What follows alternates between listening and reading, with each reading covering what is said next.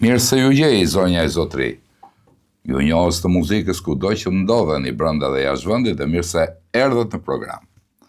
Përpara se të filloj me talentin e parë, që do hapi si gjithmonë rubrikën bashkë me yjet, fillimin e programit, desha t'ju tregoj për 2 ditët e mia në Shkodër.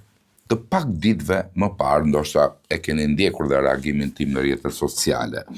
Isha i ftuar nga drejtoresha e qendrës kulturore për fëmijë Kujtim Aldia të Shkodrës, Orieta Kelaj, për të marrë pjesë në jurinë e konkursit lokal që ato bëjnë çdo vit dhe që e kanë quajtur Bilbilat e Shkodrës këndojnë.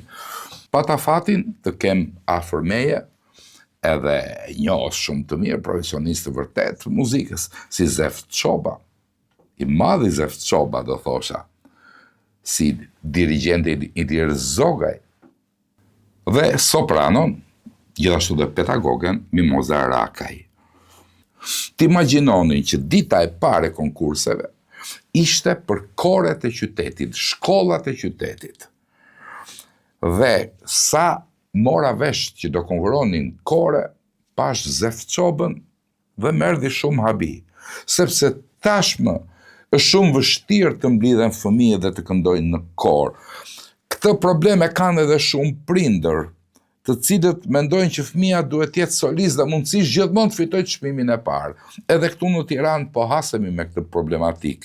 Dhe na vjen shumë keq nganjëherë që nuk i marrim as fëmijët nga insistimi i gabuar, nga një përkëdhelje do thosha i gabuar që prindrit i bëjnë. Tashmë prindi nuk pyet më, shqyr jo të gjithë, që si këndon fëmia, si mundet ta çojmë përpara, në çfarë pedagogu ta çojmë, por thot, vajza ime ka qenë në filan konkurse gjithmonë me çmim parë, gjitha konkurs. Në fakt ka dhe shumë firo, do thosha, për mos thënë një fjalë tjetër, në konkurset e panumërta që bëhen thjesht për të marrë ca para nga shumë individ, shumer jo profesionist, si që ka plot festivale që prindrit paguajnë parat dhe paguajnë robotët, jo autorët, sepse janë këngë të bëra 100% me inteligjencën artificiale. Ndaj, duke u gjendur para gjithë këtyre problemeve, më bëri habi fakti si arritën të sjellin me 10 fëmijë për të marrë pjesë në këtë konkurs dhe ishin super të lumtur.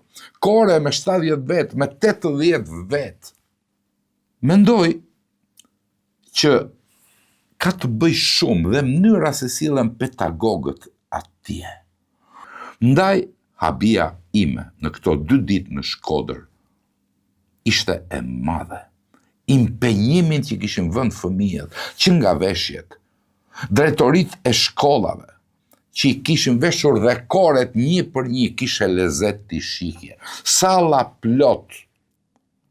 Madje dhe të nesërmen, që unë sa e rikin Shkodër pa takuar mikun tim të mirë Tonin Gjuraj, profesor Toninin, i cili është edhe rektori Universitetit Luiq Gurakuqi, nuk mund të ri, por aq pun kisha për të interesuar për këto talent, sa edhe me Toninin u takova unë, ai dhe bashortja shumë pak minuta, i cili më tregoi që edhe në Shkodër, ku ai tashmë u bë kohë që është, por i formohet komplet edhe mësimdhënia në fakultetet e ndryshme. Por le të rim ke fëmijët. Emocionin e pata akoma dhe më të madh natën e dytë, ku ishte nata e solistëve, të ndarë sipas moshave. Fëmijë që nuk ishin mbushur akoma 7 vjeç dhe që këndonin si të rritur. Të rinj që dukeshe që bënin mësim kanto, pjesa më e madhe si rumbulla kosnin notat, diksioni i pastër, pastaj duke folur me miqtë e mi në juri, mësova edhe emrat e pedagogëve, që tashmë janë ngulur në Shkodër nga aktiviteti i madh kulturor e artistik që po ka Shkodra. Ndaj, në qoftë se ky program, të dashur miq, ka për qëllim risjelljen e vlerave, edukimin me këto vlera, e si mos të flasun për një fakt të tillë që duhet të na bëj krenar të gjithëve, sidomos të gjithëve ne që dal nga dal po humnim dhe shpresat për fëmijët tanë. Ku po shkonte muzika, ku po shkonte kultura e një brezi. Ja pra, ndaj aktivitetet të tilla, si ky që unë ndoqa për 2 ditë në Shkodër, ne duhet i çojmë në çdo rreth të Shqipërisë. Ndaj, po i drejtohem të gjithë qendrave kulturore të fëmijëve në mbar Shqipërinë. E di që shumë nga ju ndjekin këtë program. Mua më keni në dispozicion sa herë të organizoni evente të tilla dhe do t'i publikoj në këtë program, sepse mendoj që duhet i bëjmë publike këto ngjarje.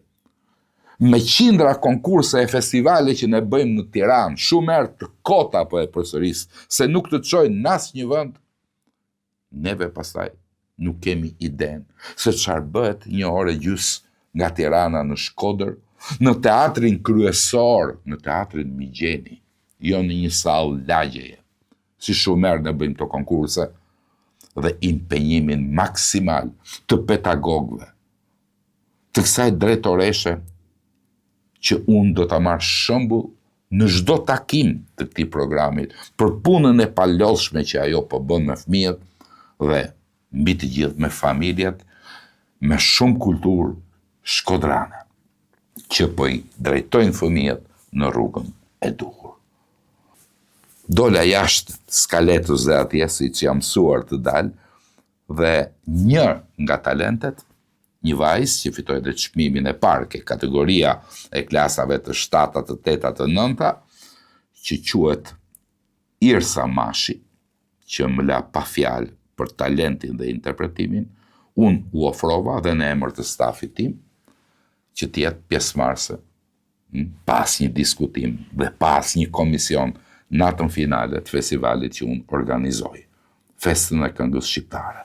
Dhe të gjitha shpenzimet për sa i përket një këngë që i përshtatet, tekstit, e çdo gjë tjetër, deri ke veshja e saj, do jetë dhurat nga stafi ynë.